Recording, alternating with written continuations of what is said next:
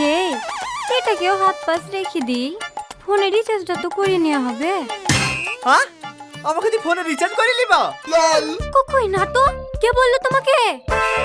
এই আবার শুরু করে দিয়েছি। না রে, ও এক্ষুনি মনে মনে বললো ওর বড় লোক বয়ফ্রেন্ড আছে, আমাকে হাত পাশ রাখবে।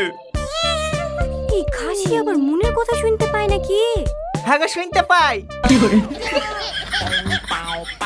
না আর হবে না, শালা তুই সারা জীবন সিঙ্গেলই থাক। এরকম মেয়ের সাথে প্রেম করতে গিয়ে সিঙ্গেল থাকাই ভালো।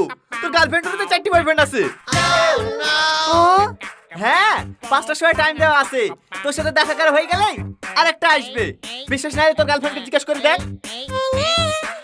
ও গো, এইসব কি বলছে? আরে না গো, কার কথা শুনছো তুমি?